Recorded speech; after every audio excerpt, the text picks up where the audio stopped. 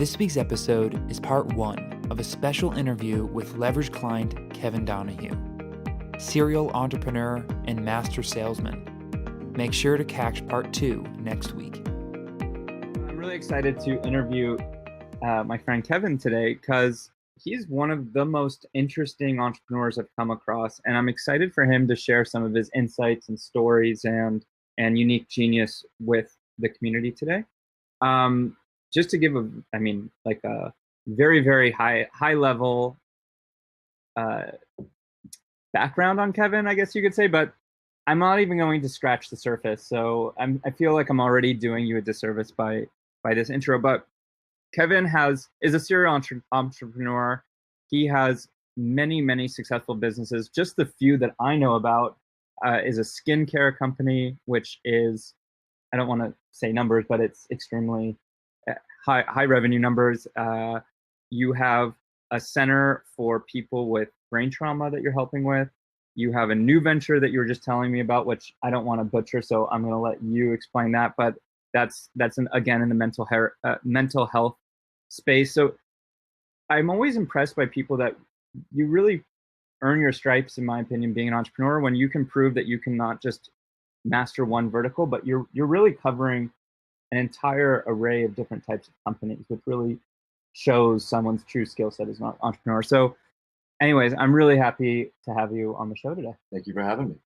So why don't you just tell people a little bit more about yourself and some of the latest venture, which is really interesting. Yeah, so I partnered recently with a couple of young gentlemen, and we have an influencer network. So what we do is we go out into the marketplace, we find offers that we can promote, and the offers for us, they have to really meet 2 criteria. They have to make money and they have to make a difference. And if they do that, then we're happy to bring that to our, we have approximately 500 influencers. And when I say influencers, I primarily mean YouTube. So that's been our focus. And YouTube is just an extraordinary platform. I spent a lot of time the last several years doing marketing on Facebook, on Instagram, on LinkedIn, on every platform. And I just hadn't touched YouTube. And YouTube is the 2nd largest search engine in the world. And what's interesting is when people go to YouTube, they're actually looking to, it's a how-to search engine. They want to figure out how to change their oil or how to solve a problem, and they're going in there to watch a video. And so there's really high engagement. And so we look to partner with people who have high subscribers and high views, and then partner with them. In particular, the big offer we're promoting right now is a mental health offer. So if you could imagine sort of the Uber or sort of the eHarmony of therapists, you have about 2,500 licensed therapists and counselors at your fingertip. So anything from depression to anxiety to bipolar to addiction, the whole range of things that people would need therapy and counseling for, we give them access through this program. And so, in this case, we look to partner with people or influencers who have a viewership that are dealing with anxiety or depression. And right now, in the public conversation is this idea of the suicide epidemic, right? Like, so for us, it's like, how can we make a dent in that universe? How can we help make an impact? How can we save one life? And then how can we make money and our influencers make money along the way, providing this valuable service? And so the company is called Influence Logic, and it's a new partnership for me. The gentleman who started it originally created an algorithm that could help them predict who the next big YouTube influencer was going to be. So it gave them and now it gives us the ability to get ahead of the curve. So we can, it's like, imagine getting access to Michael Jordan before he was actually known as Michael Jordan. Nike when he got rejected. Yeah, right, when he got rejected. Yeah. So so how can you get access to these up and comer celebrities? And that's what we do right now. And have you experimented doing this in some of the other businesses? Like, would you suggest that people listening right now, whatever business they're in, they should start investing more time and attention on the YouTube strategy? It's a great question. And the answer I would say is, what's your offer? Like, find out what your offer is, come up with your CPA or cost per acquisition, and then we can promote that. Then you can just come to us. So it's like, why start an Uber when you just press a button and get an Uber? So I would say, yes, you look at that platform, But you mentioned something earlier that I'd love to talk to is like, how do you work across a bunch of different industries? I mean, I've worked with the U.S. federal government. I've worked in the skincare business. I know I butchered it. Yeah, I've worked in the travel business. Didn't you do like CIA type of stuff? Yeah, so too? I used to sell a forensic investigative search engine where my clients in the past were actually the office of the executive office of the president, the White House, National Security Council, CIA, FBI, Secret Service. Any big case in the 2000s I was a part of in some way, if it involved large document collections, emails, anything to search through and find that smoking gun or that document that would prove innocence or guilt. So I bring that up because how do you work across different industries? And the fact is, it's like someone who's a bass guitarist. It doesn't really matter the band they play in; they can play the bass guitar. So I know what my skill set is. I know my unique ability. I know my entrepreneurial flow, and so I'll partner with businesses, and I'll do what I'm best at, and I'll let them do what they're best at, and I'm able to grow businesses across industries. And it's been fascinating to me because I get to kind of peek in to these different industries, but I don't have to necessarily master the intricacies of that business. I just have to master what I'm great at, and that's putting a powerful conversation around what it is they actually do. So the analogy I use is I help businesses go from selling Hondas to Ferraris. Both cars, one's 350,000, one's 35,000. There's just a context around it. So most people in business, they sort of look at what they do, they look at what other people do, and they try to conform, right? Ferrari is not conforming. Kia is conforming. Right. Hyundai is conforming.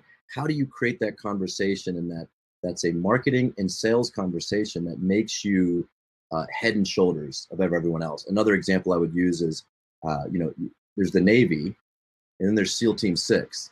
Right? They're different. They're both part of the same organization, but one is clearly different. There's a context around it. So that's what I'm really good at. That's my bass guitar or my drum set, whatever it is in the band I play. Gotcha. So you work with people on a YouTube strategy or whatever the strategy would be to help them convert their Kias to Ferraris? Yeah, well, in this case, we work with people to get them eyeballs. So they bring us their offer, and they come up with their cost per acquisition. And when someone comes up with a CPA, cost per acquisition, you have to know your LTV, or your lifetime value of your client. For example, in the skincare business, I knew my lifetime value of a client was about $170.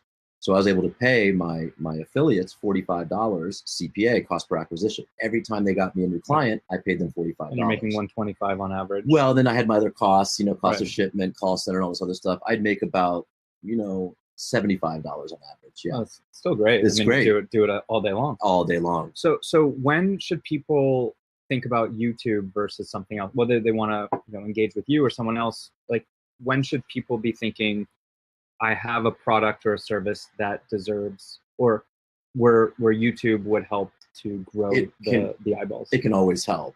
So any situation, start a channel, talk about it, talk about your product, talk about the value, even something like this. You can interview people about what you do, and then you get viewership, right? So that's an organic way of going after YouTube viewers and YouTube sales. What we do is, and this would be for the mass market. What is the product? It could be a supplement. It could be a skincare. For us, it's the online therapy. What's the mass market you're looking to enter into? And then who is already speaking to that mass market, right? What's the message that you want to preach that speaks into the context of the people listening, that they'll want to be compelled to buy what it is you're offering? So for example, we have a young man over in England, and he has a channel on YouTube called Authentic Mental Health. And he talks about anxiety and bipolar and depression because he has suffered from it, himself. And so he speaks to it, and it's really great because it gives a place for people to go and listen and learn and how to deal with these types of issues.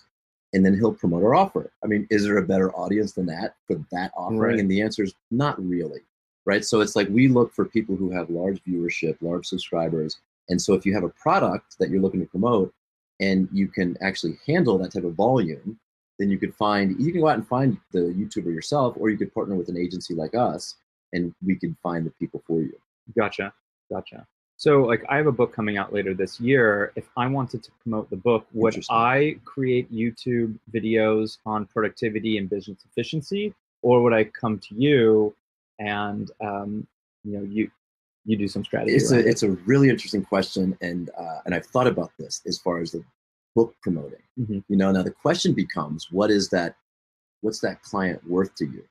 You know, so just go back to the Michael Jordan analogy. When Michael Jordan has Nike running at him with hundreds of millions of dollars, like what can I run at the influencer with? For me, like I let's say I'm just trying to break even, right? Like if I can break even, get, you know, selling the books, then I'm pretty happy, because then it builds awareness for free, right? Yeah. So say $13 or whatever, say it's $13 a person, you know, then what would I do with that? So would I create the content myself? You could, or you could come to us, and because really it's the offer. Oftentimes, here's what's cool about YouTube. With email marketing, you often have to have this big sort of complex funnels, and we're all familiar with ClickFunnels and the different software products. But with YouTube, the person's conversation is the funnel.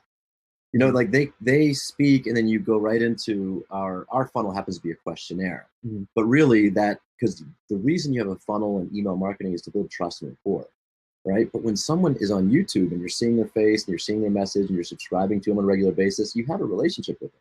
It's almost like you're just buying from a friend. It's almost like a referral. Right. So for your case, if $13 was your top line item, you come to an agency like us, and we'd have to figure out, is that worth it for us to bring to our clients? You know, because we have to make money off of it as well. So maybe we split that, you know, 50-50 with the client. But then you're competing as people who have CPAs of 100. 150, 200, sometimes 50, you know, somewhere in that range. Sure, but like, you know, the conversion rate will be higher on a lower price item as well, right? So you have to. Well, if it's free, right? So is that, would your offer be free, or would be? I guess it would be like a discount on the book or something, right? Yeah. So we would have to work out the numbers. You'd have to work out the numbers. You have to. And here's the answer. You have to test it. Yeah. Right. And so test everything. Test everything, right? Yeah. Should have started with this question, but can you just explain a bit about your background? I mean, you're a big, handsome guy. Clearly, you've been in sports. You know, how did you get to where you're at? Like, you know, what was your journey? Yeah, great. I was in, I grew up in Washington, D.C., outside of, in Virginia, actually. And my father worked for the federal government. My mother was a stay-at-home mom and then a school teacher. And there was 4 of us in the family. And I tell people, I grew up in sort of a Leave It to Beaver household. You know, it's like perfectly groomed lawns and neighbors. And, you know, father was a soccer coach and basketball coach and all of that. But what's interesting, growing up in Washington, D.C., in any ecosystem we grow up in, it's all we know. You know, we don't know beyond what we don't know. And so I thought everyone, and my neighbors worked for the U.S. Department of Agriculture, Secret Service, everyone worked for the government, right? And so I thought when you grew up, that's what you did. You got a good job with the U.S. federal government. And so I went off to college, and I said, well, government seems kind of boring. You know, what could I do that would be exciting? I said, well, something in the criminal justice field. So I actually have a degree in criminal justice. Oh, so I thought I was going to go to college, come out, work for the FBI, U.S. Marshals, or one of the police agencies in Virginia, D.C., or Maryland. And so when I graduated college, I came out and I started applying. And if you've never worked or applied with a law enforcement agency, it's a pretty rigorous process. I mean, it's like you go back 10 years in your history. You could never have done drugs, or which was great because I steer cleared of drugs and any kind of trouble at all in college. And but then you're taking polygraph tests. I mean, it's really something, you know. And they're grilling you about stuff. And as I was doing that, I was working for a construction equipment rental company and sales company. And so I remember selling my first John Deere 644 wheel loader, and I made $5,000 commission. And I said, wait a minute, am I going to work for a police agency making $35,000 a year, maybe with some overtime?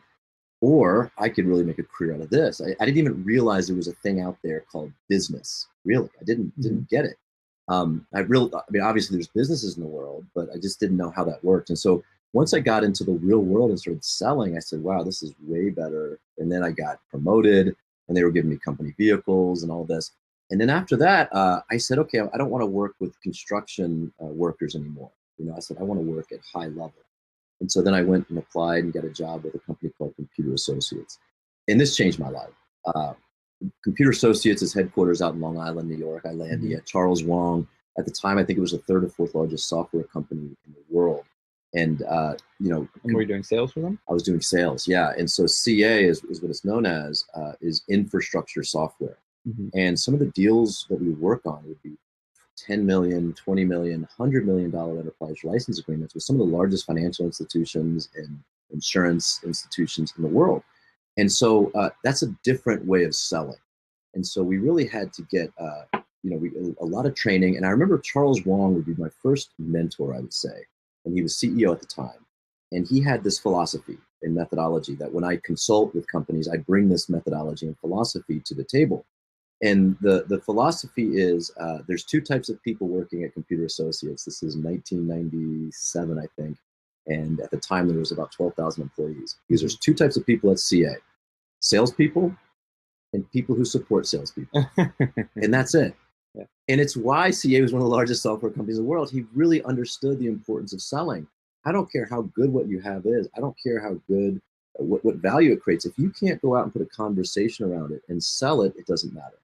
In fact, I think it's our moral obligation, if we have something that's really amazing, to go out and figure out how to market and sell it. Jay Abraham says the same thing. Yeah, it's like it's our moral obligation, because it's no different if what we have cures someone or helps someone, it's like having the cure for cancer and like being quiet about it, or hiding it.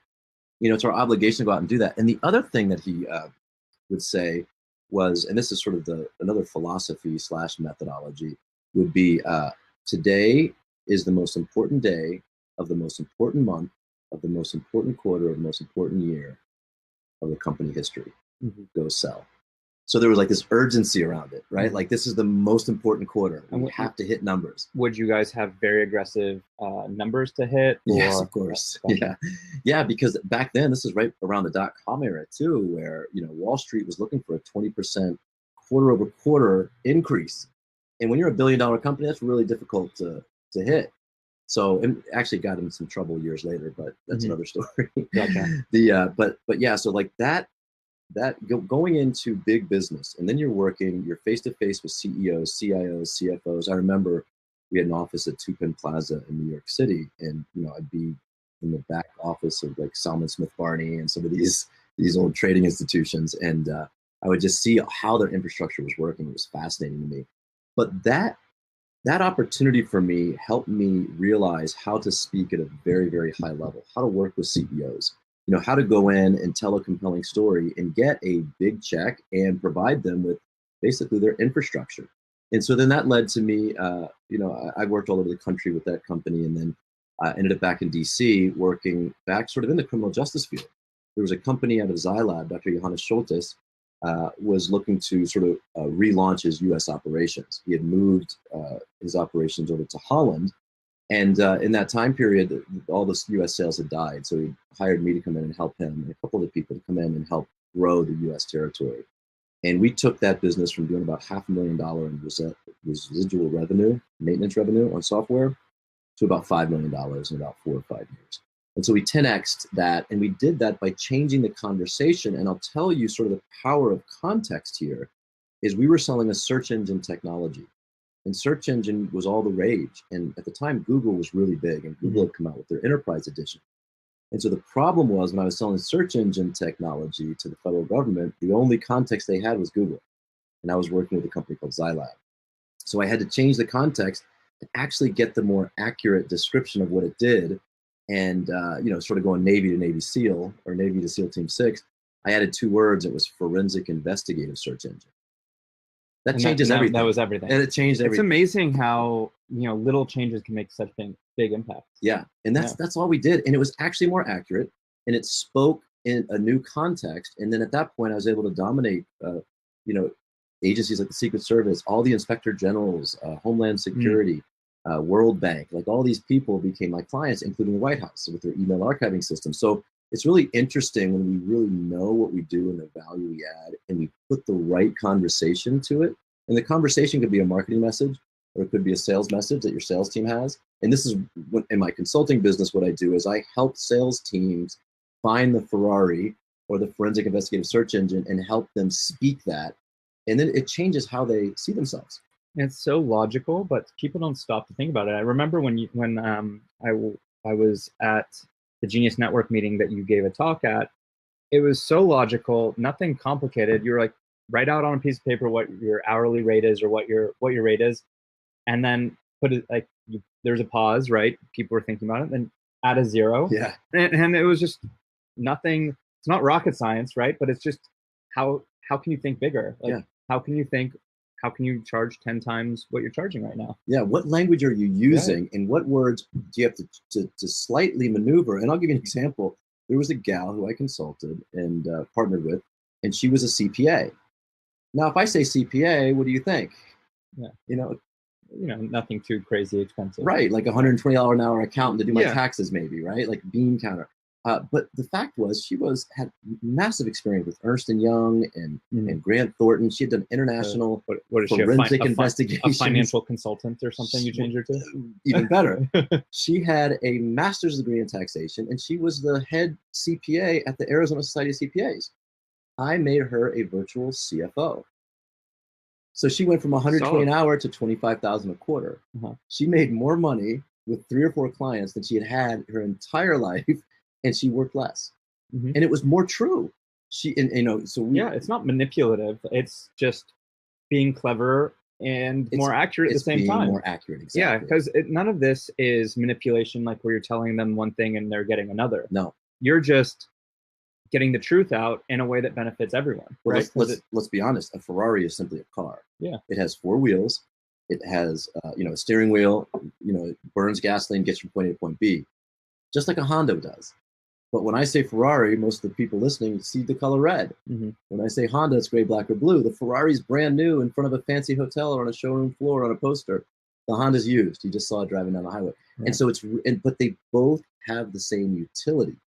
Ferrari just plays a different game and speaks a different language. And what I always encourage people is find the language. And sometimes it's difficult. Same with women's purses, right? Like you can get like no kidding. I mean, same thing. You could get a $10,000 purse, same functionality as a $10 purse. Yeah. Right. But it's how they positioned it. Yeah, exactly. And so that language is so important. And so I learned that skill set probably between Computer Associates and then my time in Washington, D.C. And then I realized that it was sort of magic. And I realized that I put a kind of a system around it. And because how do you go into the White House, actually the National Security Council, and how do you have them trust you, not only with a big piece of their budget money, but with their most sensitive information, classified and declassified emails? And so what I realized, Nick, was during this time, like, this is a really valuable skill set. But then there was also a time in DC, I opened up a spa and tanning salon. I had a partnership there. I had an online business where I actually used YouTube to get several 100,000 views. I had a dog at the time. This is 2006. It was one of the first viral YouTube videos. And I had built a business around this dog I adopted. And his name was Yogi the Pug, if you want to Google it. You'll laugh if you see him. Go and search Yogi the Pug right now. He had a broken tongue. Like his tongue hung out of his mouth all the time. So I had made dolls, greeting cards, calendars, T-shirts, all these products. And the theme was, when life breaks your tongue, keep on licking. So how did he have water? Well, he made a mess, right? He just put a straw in his mouth? That was always one of the frequently asked questions. He always made a mess. But here's what's funny. Like, I built a website, and I started driving traffic to the website with people who wrote blogs, and I would write these funny articles for these people. And then all of Capitol Hill knew about Yogi. He became sort of a local celebrity. And then on YouTube, he went viral. Ended up on the Rachel Ray Show, featured on Countdown with Keith Olbermann. Like, Rachel Ray looked in the camera and said yogithepug.com, which the website's not up anymore. And I said it on the air, and the website went from like 1,000 hits a day to 50,000, crashed the site. And so, how do you create these viral sensations? But so all of this stuff led me to this entrepreneurial journey, right? I was just like, investing in real estate and, always interested in life and finding mentors. Thanks for tuning in. Listen in next week for part 2 of episode 26, Testament of a True Entrepreneur, where Nick continues to dive into Kevin's fascinating past and present endeavors. Thanks for listening to the Leverage Podcast. Leverage is a premier outsourcing platform that gives you access to a team of skilled professionals who can complete any task or project for life and business. Our goal is to help people be their most efficient and productive selves. Focus on your unique ability. Let us do the rest. Get leverage.